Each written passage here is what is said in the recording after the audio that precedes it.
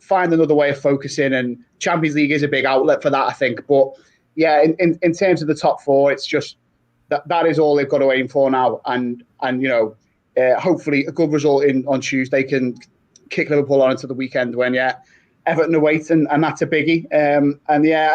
Chasing Pack is lining up behind the Reds now, isn't it? So I think the pressure's on, but you've got to find a way of resetting mentally and just totally accepting that it's not about the league, it's about the top four, and hopefully in some way that can kind of reduce the expectations on them a little bit and refocus them. Yeah, definitely. We'll get on to what's to come then. Let's get, though, into the result on Saturday at Leicester City. And, Gorsty, we said last week after the defeat to Manchester City, it was 10 minutes of madness that saw the game get away from Liverpool. Is this now beginning to become sort of a worrying trend, how these sequences are coming together? First of all, it was the goals that Liverpool were not scoring, and we said it wasn't too much to worry about. It will fix itself. But all of a sudden now 7 minutes of madness again, this time at Leicester, have cost Liverpool again. Yeah, I think the worrying thing is the way they've almost shot themselves in the foot the last couple of games. They've conceded 7 goals, and what would you say? 4 of them have been self-inflicted, at least. You look at the 3 mistakes that Alisson Becker's made, and to be fair, I can see where Klopp's coming from yesterday when he didn't really blame Kabak or Alisson. He just said that Kabak's not used to how they play, and Alisson, as the sweeper keeper, would normally kind of rush from his goal line and clear those, and whoever it would be, Gomez or Van Dijk or whoever, would normally just get out of his way and let him do that. But for me, I think Alisson's got to hold his hands up and take the blame for that one. Kabak probably had it under control, didn't he? And that's just been completely out of character for him. He's had, 2.5 years where he's been exceptional at Liverpool. You can count on one hand the amount of mistakes he's made, and then he's probably got you counting on your other hand in the last 8 days alone, or the last 7 days. So it's something that Jurgen Klopp can't really legislate for, and I agree to an extent where he says that for large parts, particularly yesterday, Liverpool played well and looked a lot more like the normal selves. And given that the injuries that they've had, well documented, that we've all spoken about, I think there has to be a certain level of realism attached to the performances that you're expecting, and for Liverpool to play the way they did and go 1-up against Leicester, a very good Leicester who were ahead of them in the table. You have to look at that and think that this is a very, very good result. This would be an excellent kind of shot in the arm and a chance for them to really kick on and forget about the worrying couple of months. And then they've just completely folded, haven't they? Which is so out of character for this Liverpool team over the last few years.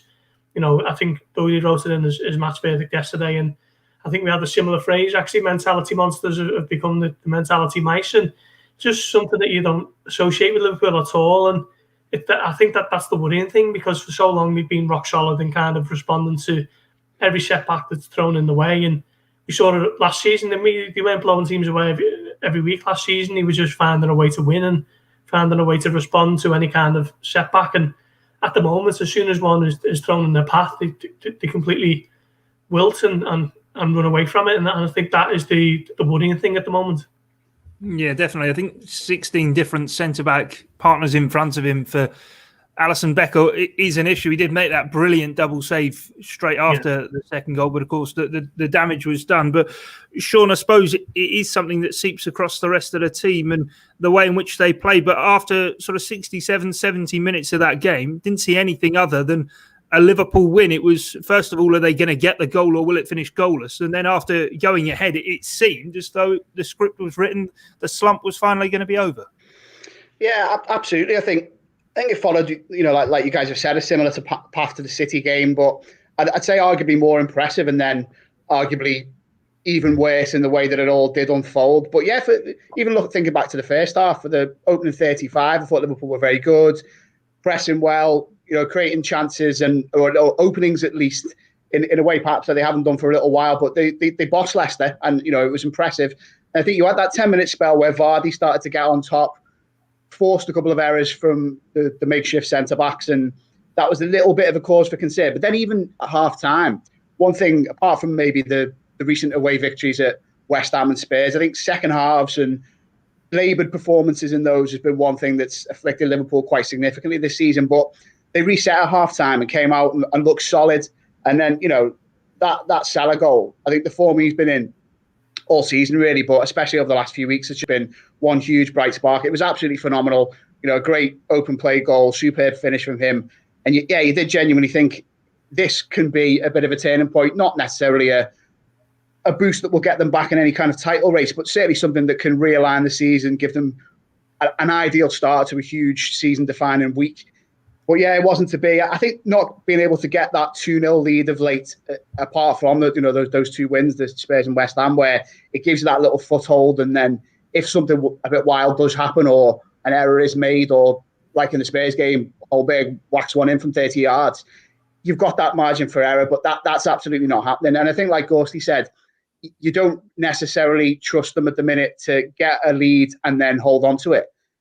But in this situation, it did look for all the world like that was going to happen. And then individual errors. And I think part of it for me is down to like leadership on the pitch, really. I think it's very unfortunate when you look at Liverpool's leaders and that kind of formal leadership group that exists within the club, and specifically you look back to this Leicester game, you had no Van Dijk. We all know he's out, and that's a long-term thing.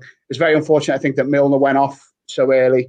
But then, when you're ahead in a game and it ticks towards that last 15, 20 minutes, I think you need your big-name players and your experienced heads to just stand up and be counted. And obviously Henderson's on the pitch, Wijnaldum's on the pitch, but they're in different positions to what they'd normally be in. I think, Thiago, feel hugely sorry for him at present and think it's just been such a sticky and tricky start to his Liverpool season and career for many reasons, but he was a bit rash in terms of what happened for that opening goal. And then, after the second, I think heads just went a little bit, didn't they? And the fact that it came so quickly after the first and was another error from Alisson and Kabak, whichever way you want to look at that. But I think despite what's happened in these last two games, I think you can draw positives. It's just a mentality thing, and it's a real discussion to be had in the dressing room and on the training ground about what happens when Liverpool do get a lead in games and how they try and see them out. And I think midfield changes has perhaps been a little bit of an issue as well. And obviously we'll come on to team selection and strategy for what we want on Tuesday and going into Saturday. But I'd like to see maybe a midfield just kind of kept intact for quite a lot of the game, if that's possible now. I know Klopp would have had eyes on Tuesday when he was making changes against Leicester, but Curtis Jones, as you mentioned earlier, I think the fact he's come off in the last couple of games has perhaps been a little bit of a factor. Just a bit of a mental reset needed and some honest discussions. But I think there is quite a lot to be positive about over the last two games, despite all those goals that have been shipped and the two defeats. Before we get on to positives, looking ahead and everything like that, let's talk about Thiago, Alcantara, Gorsty. Robert Huth and Dietmar Hamann have both come out in recent weeks, and I don't know if slating him is the right word, but said he doesn't quite fit the Liverpool style. Now, is it a case of he's working in unfamiliar surroundings? We saw when he came on against Chelsea and in the Merseyside derby at Goodison, he looked very, very good indeed. The question is he being made a scapegoat, or is there sort of some respectability to sort of critics of him? For me, watching him, he doesn't seem to be playing as sort of effortlessly as he did first up. He seems to be trying too hard at certain moments. One example, obviously, giving away the free kick that was nearly obviously a penalty, and we've seen his tackling in recent games. Yeah, I don't think it's. I wouldn't say he's a kind of archetypal Jurgen Klopp midfielder. He was brought in at a time when Liverpool had might be Dan would faint praise a little bit, but it was more of a working-like midfield, wasn't it? And I think we knew that with Jordan Henderson and Wijnaldum and Fabinho as kind of the base from where Liverpool built. And the addition of Thiago was kind of meant to sprinkle, a little bit of quality on top of that and use them sparingly and wisely and kind of chop and change as and when. And maybe one day we'll get to see that on a consistent basis. And I'm looking forward to the day. But it's just been a knock-on effect from the injuries, unfortunately, hasn't it? Liverpool have only been able to name that midfield once in the Merseyside derby in October, and obviously that was the game that Van Dijk picked up his injury and Fabinho was dropped back, and it's never really been the same since. Thiago got injured in that game as well, and he was out for 2.5 months. His return coincided with Liverpool kind of dropping off, and that's been another kind of little bit of misfortune on his part. And at times he is looking like he's trying too hard in terms of throwing himself into tackles. Maybe he thinks because he's in English football now. This is how you approach it, and this is what he has to do as a number 6 or whatever. But I'm not too concerned long term. I think next season is when we'll start to see the very best of Thiago. You know, a 2-time Champions League winner. I'm not worried about him long term. It's more just a case of he's just been a bit unlucky in terms of not being able to play with the players who he joined the club expecting to be playing with. So it's just another one where just kind of symptomatic of the knock-on effect from having no defenders essentially, and not too worried for the long term. He's too good for him to be a real problem for the pool, I think.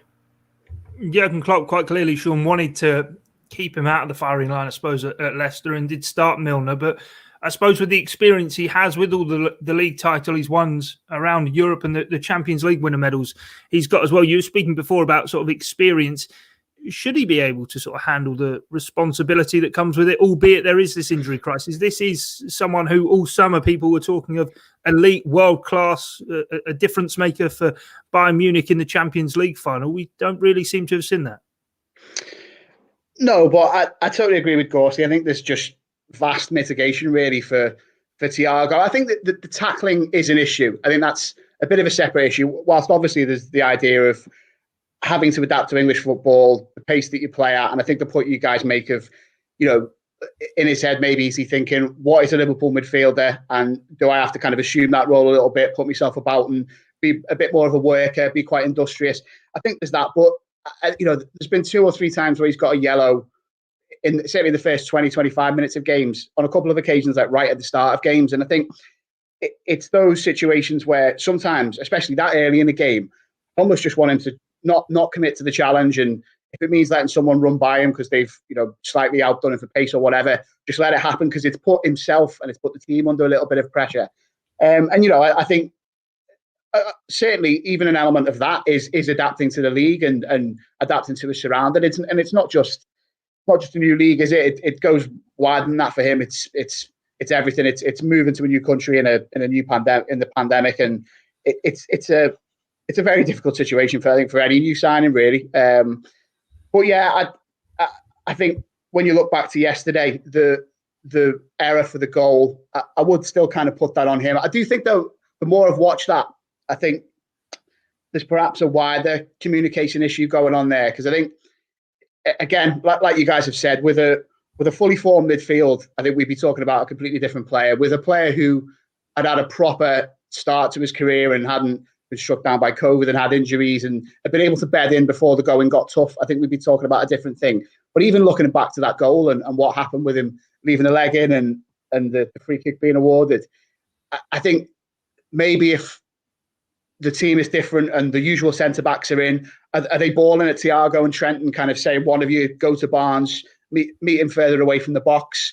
You know, I think it all looked to be quite silent, and players were just kind of letting things drift a little bit and inviting Barnes onto them. And then obviously, you know, he did well to draw the foul, and it was a foul. I think Kabak as well, obviously at the right centre-back role, he was kind of had his head down and was watching play and was anticipating maybe Barnes coming through, and it didn't look, well, obviously I couldn't hear it, but like didn't look watching it on TV like he was being that vocal. I think it's a bit like the second goal to an extent, in the sense of that there's a bit of miscommunication there. And I think all through the team, and certainly in Thiago's case, if things were normal and he'd come into the side that he expected to come into when he did sign, 2 windows ago, we'd be talking about a completely different player. And like Gorsty said in his analysis after the game, you know, maybe it's a case now of hoping we see as much as we can and the best we can from Thiago for the rest of this season, but really judging him on what we see next season. I do think the Champions League could be quite interesting. You know, maybe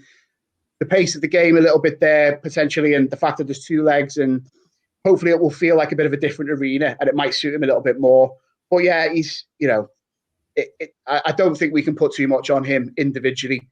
He's played all over the midfield as well, hasn't he? He's played as a 6, he's played as an 8 on both sides. That can't help either, and the people behind him and around him are chopping and changing every game. So yeah, I think the mitigation is huge, and like Gorsty said in his piece, his best days are still to come. Well, okay, if you can't teach sort of an old dog new tricks in terms of Thiago, and he needs to play in a certain way in the certain structure, Gorsty, how impressed have you been with Curtis Jones, we were expecting a breakthrough season for him in the academy. He played wide left, number 10, very much a flair player. We saw that obviously with the goal in the Merseyside derby in the FA Cup last season, but he's come into that workman midfield and he's working as hard as anyone. He went off on Saturday, 75 minutes, Liverpool 1-0 up. He goes off in the final 15 minutes, 3 goals get conceded. Yeah, it's been one of the bright spots of the last few weeks, hasn't it? I think it's been more impressive for the fact that he's come in with this reputation as a bit of a showman, like you say, guy, and he's just got his head down, not try to overplay or try and think that he can show the others how it's done. He's just come in and done exactly what's asked of him. And there's probably not many jobs, more difficult jobs in football than playing in a Jurgen Klopp midfield, is there? So for him to come in and perform the way he has, I think he's been excellent. And for me, he's ahead of Oxlade-Chamberlain now in the pecking order. I know Oxlade had his injury problems, but writing something for the morning there on the potential kind of team that might play on Tuesday. And I think Jones is ahead of Oxlade-Chamberlain now. And at a time when Milner's gone off injured and the midfield options are becoming increasingly thin on the ground, I think he's probably looking like he's going to be starting on Tuesday in a Champions League knockout game. So it's that'll be a huge game for him, and he's had a great season, to be fair, from an individual perspective. Yeah, he even got a cynical yellow card, didn't he? Which I can't imagine he got many of those playing youth football either. But Sean, looking at Curtis Jones, and we know the situation with Gini Wijnaldum. I remember we did a podcast earlier in the season sort of saying that Curtis Jones should be like a sponge around Gini Wijnaldum, soak up as much from him as he can to become that kind of midfielder. But I suppose even James Milner's a player he'll sort of look up to and idolise, and certainly the versatility he has shown to his game, because it isn't all about the flicks and tricks and trying to get goals from midfield that we even saw during Project Restart. It has been that sort of solid, sturdy midfield option. Absolutely. And I think he's been one of the, as Ghosty says, really one of the stories of the season for Liverpool and his growth and development. And you hope maybe that we'll see a little bit more of him in this home straight, if you like, the final couple of months of the season, and he can have a telling impact. But yeah, I think you're right to draw those two comparisons. I think Milner, especially over the last couple of games, is an interesting comparison, because against City, I kind of thought Jones was popping up on both sides of the midfield, with obviously Wijnaldum behind him, and absolutely didn't look out of place against the best team currently in the league, and probably one of the best midfields in the league.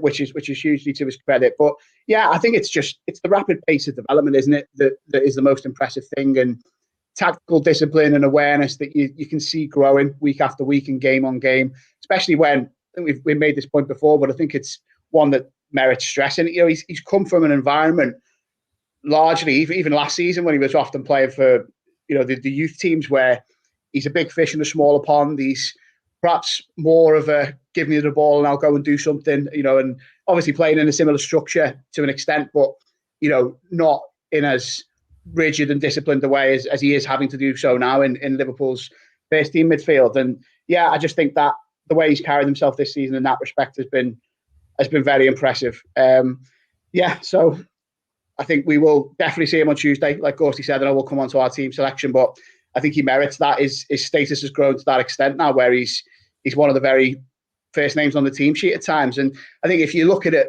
the injury situation, which obviously is now up to, I think it's 10 players, isn't it? Who, you'd consider from either the starting lineup or who'd be around the squad who are out. If there's one, minor positive you can glean from that, it's that Jones has had more exposure almost forced upon him. I think we definitely would have seen a fair amount of him this season anyway, but he's perhaps got half a dozen games and a few more starts than he would have done in bigger arenas. Started in the Champions League several times, and yeah, hopefully that could be the making of him, and down the line will be to Liverpool's blessing. Yeah, hopefully it is the one good thing to maybe come out of this season is his development. I suppose the point you make there on that tactical discipline, maybe one thing that's thrown at Trent Alexander-Arnold that he's maybe not quite got under his belt is that defensive positioning yet. Curtis Jones in the midfield certainly seems to have grasped that. Another positive, Gorsty and Sean referenced it earlier on, is the continued output of Mohamed Salah, and shouldn't be forgotten just what a brilliant goal that was against Leicester. Yeah, I wrote something similar after the West Ham game. As long as Liverpool have got him in the ranks, they've always got a chance in games, and in at the time it was looking like a title race if Liverpool hadn't kind of failed to show up against Brighton, but yeah, he's a world-class footballer, and he's not kind of showing anyone anything new with what he's doing. He's just going about his business and carrying on with the big contributions. He's up to 23 now for the season, 17 in the Premier League, which I think is 4 clear of his nearest challenger in the race for the third Golden Boot in 4 years, I think. So yeah, he's top drawing, and it was interesting actually. We're recording this just after he's come out on Twitter and kind of given a bit of a rallying cry, if you like. He's promised that Liverpool are going to fight like champions until the end, and for someone who doesn't really speak that much, I thought that was a bit of a revealing insight from him. He's normally someone who uses Twitter for whatever it may be, kind of light-hearted stuff, pictures of him doing whatever else. But this is almost a call to arms, if you like, and I thought that the fact that it's come from him more than anything was quite a big insight into the way that this Liverpool squad are kind of feeling at the moment. So that was interesting. But yeah, he's a top player, isn't he? And I wrote in the analysis from the game yesterday that for all Liverpool's troubles and problems that are on the horizon, either short term or long term, I think his contract, considering he seems to be making the noises about it, I think that needs to be looked at some point, because while it might cost Liverpool X amount of money more than what they're currently paying at the moment, the kind of long-term upside of that is losing them. So I'd be looking at that this summer, perhaps, if I was in the FSG boardroom, which sadly I'm not. Yeah, and no, but I suppose on that, Sean, he's showing what a talisman he is on and off the pitch. We know, obviously, we spoke on a pod about the interview he gave with AS, the Spanish publication, then talking about that contract. Yet he's not hiding away and sort of leaving it, looking around at the defence and saying, "Well, what are you guys doing? It's not my problem." He is doing absolutely everything he can to get Liverpool back to where they want to be, back challenging towards the title and ensuring that they are going to be in the top 4 at the end of the season. 100%. And yeah, I think it's an interesting point talking about what he's just put out there on social media, because I think going back to what we're saying about experience and leadership, it's pretty good to see that from him, because obviously he's one of Liverpool's, well, perhaps not one of their longest servants, but he's been at the club a few seasons now, been performing at the highest level for all of that time.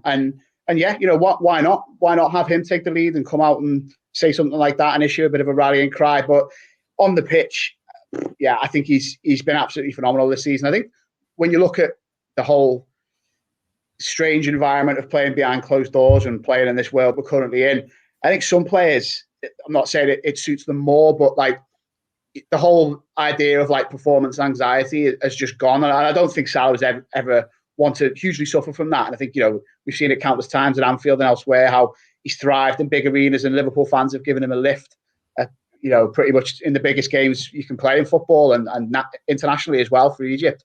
But I think there's been sometimes where he's hit the ball first time, and some of his finishes this season where I kind of wonder, in a normal situation, would he be able to do that? Perhaps he would. I mean, he's that good. But yeah, that goal at the weekend, just the way it was first time, the way it was like done with minimal backlift, was just fantastic. But there's been a few this season. I think one of his goals against Leeds was just ridiculous. I think the West Ham one, was one of the greatest goals I think Liverpool have ever scored, never mind an individual player. So yeah, he's really standing up and being counted. And I think if we can get a performance or two from him this week in what will be a week to set the tone for the rest of the season, every Liverpool fan will be very thankful. Yeah, definitely. Right, last one on the hit list before we get on to Leipzig and the defining week that is to come for the Reds. I want to talk about VAR. We don't do it often on the Blood Red podcast, and I know we're all sick to death of it. But Gorsty, for me, it's just getting tiresome now that after every game or even every goal, we're waiting to see what is going to be happening. For me, it's football being turned from an art into a science. It's giving human beings, it's human error, it's giving a second opportunity for humans to be wrong. I know Jurgen Klopp spoke about the offside goal or the offside call, given onside for the first goal. And I think the point he was making that's maybe been lost a bit is that the freeze is done when Maddison's boot is still touching the ball. And I don't think they've got the capability to get that frame rate just one or two frames further on, where actually Amati may well have been offside. Yeah, well, you said the guy is getting tiresome, but I'd argue it became tiresome long ago, to be honest. It's just a nonsense, isn't it? Every week you're talking about something new and something fresh in it, and there's a decision that leave you scratching your head. And I'm sure the games tonight, there'll be more that will have you questioning why you've given that and why they haven't given the other.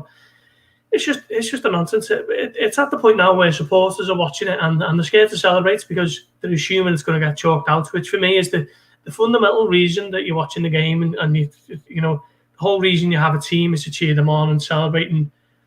That's being taken away, right, in the pursuit of perfection, like you say. You've turned it into a science, and sadly it doesn't look like it's going anywhere, and we're going to continue talking about it forever and ever. And it takes away from the actual discussion of the football, the analysis of it on Match of the Day and Super Sunday or whatever, because it's just easy just to talk about what the refs have given.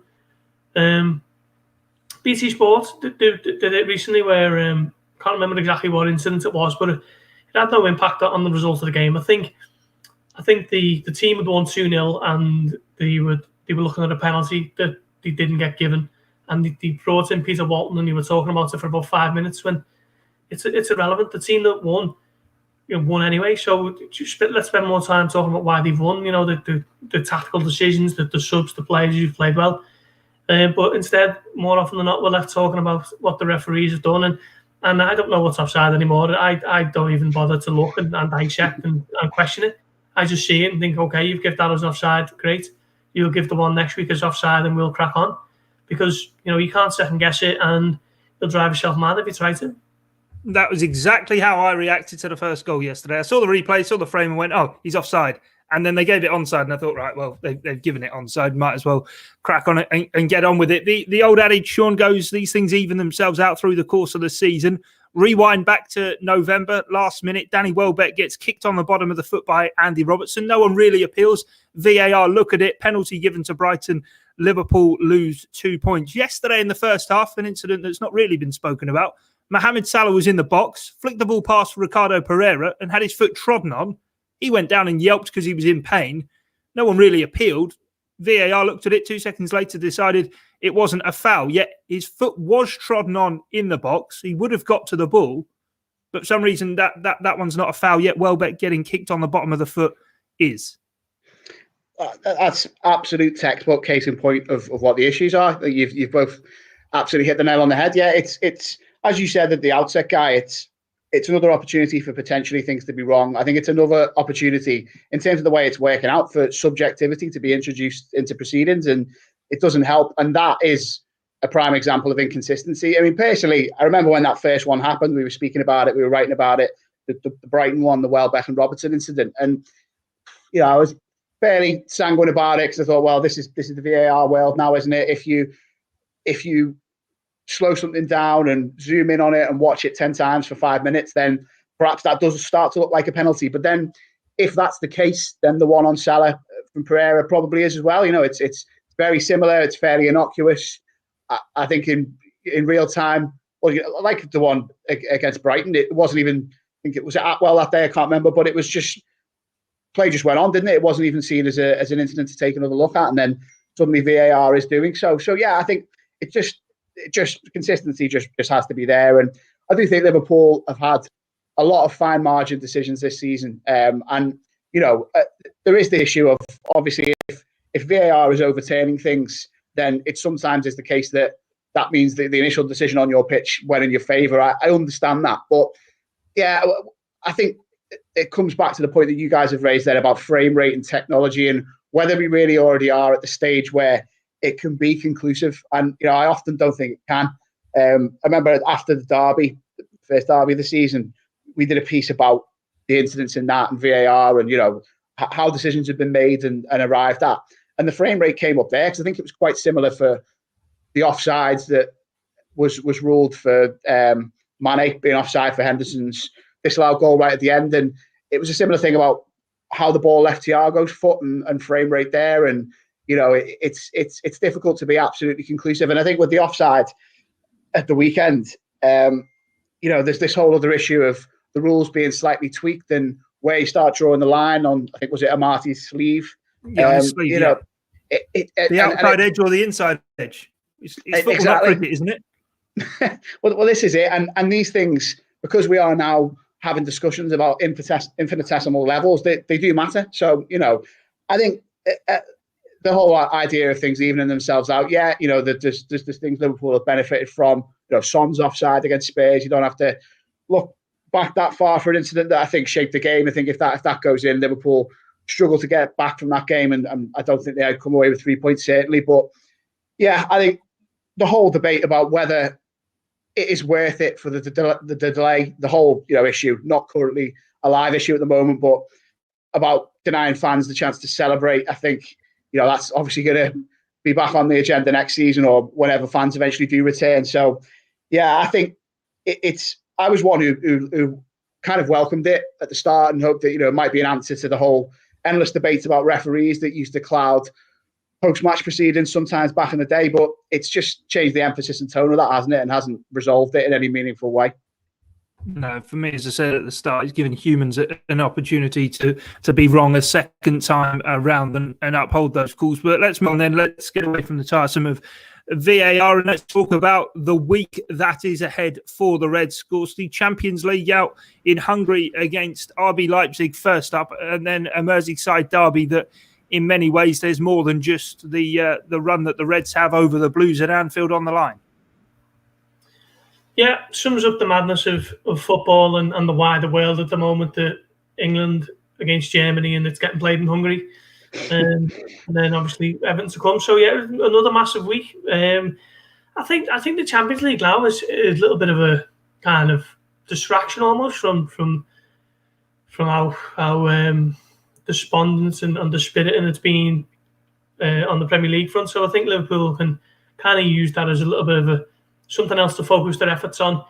They've obviously done that before in previous years. If you look back to when Rafa Benitez won it in 2005, Liverpool kind of fallen off a cliff, weren't they, in the Premier League and finished fifth and were nowhere near eventual champions Chelsea, but went all the way to Istanbul and won it. So it'll be difficult for Liverpool to do that with the obvious defensive issues that they've got, the injuries, but it's something to kind of get stuck into and something to rally behind from a fan's perspective. And okay, of course, they can't be there in person, but something that's maybe something, just something else to look forward to, because it's all doom and gloom at the moment, isn't it? And we've spent the majority of this pod talking about worrying issues and problems and things that aren't looking great, aside from a little 2-minute chat about how great Mohamed Salah is. But I think it's a chance for Liverpool fans to look at it on Tuesday and just kind of have a little bit of optimism around it. I think it's going to be a fascinating game, and seen Leipzig a couple of times in their group against PSG and United a couple of games, and I think it'll be a very good game. Sean, how do Liverpool approach this game then? Is it a case of maybe playing one out of the Benitez schoolbook, getting tight, getting some foundations set to then move forward within the league? Or do we ever throw back to heavy metal football and go blow for blow with RB Leipzig? I think, obviously the whole issue of home and away legs is just bizarre, isn't it? In this circumstance and instance, because, you're not really at home, you're not really away. So how can we have a situation where away goals are a factor? It's all very bizarre. But I think they just almost continue with the pattern that they've set over the last few away games. And, I'd include Leicester in that. I think they were reasonable, as we've said, for 75, got themselves a foothold in the game. And, on another day, without those errors and incidents, could have gone on to win it. I think, it isn't all that long ago, is it, since West Ham and Spurs, which were two of the most impressive away performances of the season, no doubt. But I think certainly in the case of Spurs, one of the better ones against a big, decent team. Not quite in the whole Klopp era, but certainly for a couple of seasons. So I think they've got a little bit of recent stock to draw on, but I just think they need to remember who they are going into this game. And I know the league is a different beast this season, and every game currently has this pressure on it. Every time they step onto the field in the Premier League, I think Liverpool are reminded that they're not going to be champions this season. And, it just, that must be quite a crushing feeling for them as players, and Klopp and his staff as, people who get them through it. But in this instance, Liverpool are a team who've won the Champions League very recently. They've been to another final. Last season, I think they've got something that they can hopefully almost use to drive them on, really, and try and avenge what happened against Atletico Madrid, where they'll still be absolutely kicking themselves that they didn't get that tie one at home in the 90. And then, we all know what happened in extra time, which was pretty grim, and there were issues there. But yeah, I think Liverpool almost need to kind of swagger into this one, and I wouldn't be going all guns blazing, but I think the kind of measured counter-attacking approach with a little bit of pressing that we've seen over the last few away games is the way to go. It'll be interesting. Leipzig are a very decent team, and I was looking before their record so far this season in the Bundesliga as well. They've conceded so few. I think it's got it written down somewhere. Where is it? Only they scored 37 in 21 games in the league, but only conceded 18. So it's going to be tough to break down. They're quite tactically flexible. But yeah, it'll be an exciting tie, and I think the fact that Liverpool have got the security of a second leg, and just that this is a different thing to be taken on. It's not one game where there's everything riding on one tie, and there's this kind of weight of pressure on you. I think it just feels a little bit different. I know, again, like we said, it's very, very strange given where it's being played and the whole situation there. But yeah, hopefully when they get out there playing and they fly out there, they'll start to feel like the elite European side that they are and remain. Yeah, good point there. Just before I come to you, Dan Kay's normally our king of the metaphor of the quotes, but producer Kai picking out there, Sean, your Lion King quote, remember who you are. Absolutely, yeah. I'm sure that's where you were getting that one from. But, unintentional, but we'll take it. Great film, yeah, so happy with that. Yeah, in your top 5, I heard. Anyway, yeah, of course, is it one of those where Liverpool can afford to just cut loose? And point Sean made there about going on the pitch in the Premier League, it feels as though Liverpool are at the moment getting a weekly reminder of you are the champions, you are the scalp in the league, and teams wanting to get one over on them. We kind of saw it maybe last year in the Champions League knockout stage with Atletico Madrid. After falling behind, Liverpool seemed to, even in that first leg, ramp a load of pressure on themselves that they couldn't then sort of quite overcome it. Whereas in this tie, there isn't pressure on, is there? There is to an extent, but yeah, I see what you mean. I think like last year when Liverpool went to Madrid, Liverpool were absolutely flying, weren't they? I think that was before the Watford game, so they'd only dropped 2 points in the Premier League all season. Come through the group stages, and we're obviously coming up against a very different kind of football ideology in Diego Simeone's Atletico Madrid. But this time around, two coaches with a similar kind of ethos in Nagelsmann and Klopp. The German style of hell for leather, pressing from the front and all that type of stuff. So it's going to be a battle of similar styles, I'd imagine. But as you say there, or as Sean says there about Leipzig's kind of defensive solidity, that's something that, while Liverpool's numbers actually haven't been that bad apart from the last couple of games and they've conceded 7, Liverpool generally look as though on paper that they haven't been that bad. They've been, at 6s and 7s all season in terms of personnel and just what kind of defensive partnership Klopp's going to be able to go with. And as he said himself, pretty much whoever was last man standing goes into the back. So it's going to be an interesting one. I think a lot rests on Fabinho. Klopp said last week that he didn't know. He said we'll see if Fabinho was going to be fit for this one. And I think if he is, then I'd fancy Liverpool. If not, then it means that Henderson's going to go into defence again, and that's obviously going to have a knock-on effect with the midfield, and just has such a devastating impact across the pitch, really. So that would make things a lot more difficult. But I haven't seen Leipzig a few times this season. I think Liverpool can, if they approach it with a similar kind of energy that they had on Saturday, particularly first half, then I think they might be able to get 1 or 2 chances, and then it's just up to the main men up front to take them. And to be fair to Salah, he hasn't had too many, but he's been putting them away of late. Yeah, we know Liverpool obviously have this option to buy Ozan Kabak at the end of the season, and probably harsh to judge him off one game, Sean. So we'll pass judgment on that further down the line. But I suppose this game is a chance to see Ibrahima Konate at the heart of defence. I would have said Dayot Upamecano, but Bayern Munich have already moved ahead in that race and they've secured his signature. So I suppose all eyes will be on Konate.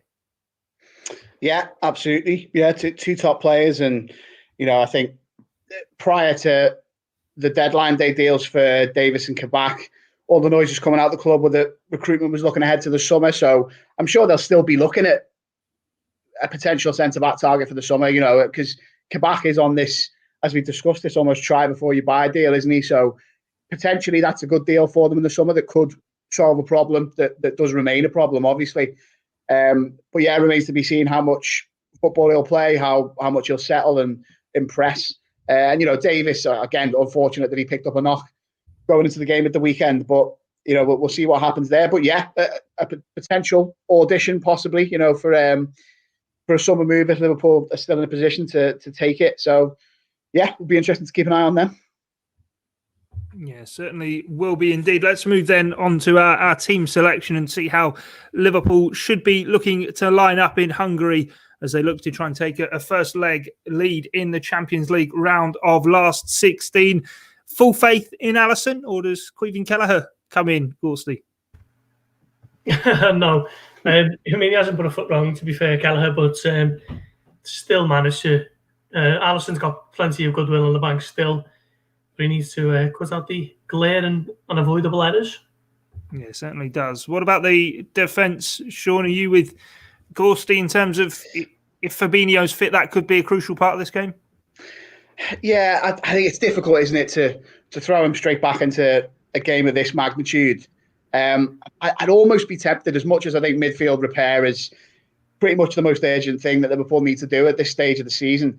I'd be tempted to go with Kabak and Henderson just because, not that it was all went swimmingly against Leicester, but it's a partnership that's at least had a 90 and has at least got the basis of something to work on. And again, they both made errors in the game, and there was the whole thing of Kabak and Alisson. But I think there's something there. There's something to build on, and perhaps then if Fabinho is fit, he can go into midfield. So yeah, that's the way I'd do it: Kabak and Henderson.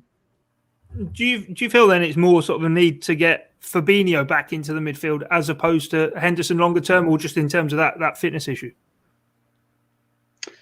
It's a really difficult one. I think Henderson immediately would make a really big difference and would help repair that triangle with Trent and Salah. Obviously, as we've said, Salah's having a fantastic season. I think Trent's had a few issues, and it's one area where sometimes Liverpool just look a little bit different and a little bit more exposed so far this season. Fabinho, I think, especially in Europe, you'd absolutely love to see Liverpool's best number 6 in his natural position. But it's very difficult with him, isn't it? I mean, as much as I'm saying I'd like to see him in midfield for this one, when would be the last time that he's trained as a midfielder? It's probably months ago, isn't it, given what he's been doing? But yeah, it does feel like for a crunch European away tie, even though it's not a proper one, having him there would be a real boost. But yeah, all depends on his fitness. Yeah, definitely. Ghosty, what do you reckon on the defence?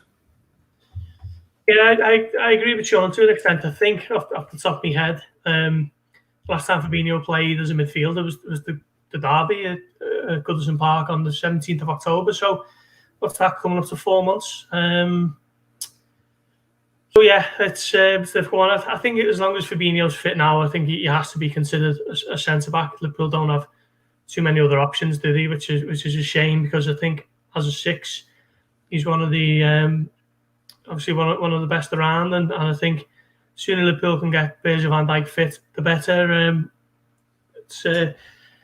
It's had such a. I mean, obviously losing Gomez and Matip has been in and out. None of those injuries have helped Liverpool, but losing Van Dijk has just absolutely set Liverpool back, incredibly, hasn't it? And sooner he's back, the better. He's back in the UK. He's back on Merseyside. He's spent much of the last 2 months in Dubai, but he's now back on Merseyside, back training at the AXA Centre, which, however way you want to look at that, is probably good news, isn't it? Jurgen Klopp said a couple of weeks ago that his progress is really promising, and then he kind of hinted that he might not play again. Was it the week before last? So I think he might have just said that in a way to buy himself some time and avoid questions every week about it going forward. So hopefully there is space for him at the end of the season, even if it's just for a handful of games, just to get him back in the fold, and then he can have a real good pre-season and go from there. But yeah, as long as Fabinho's fit,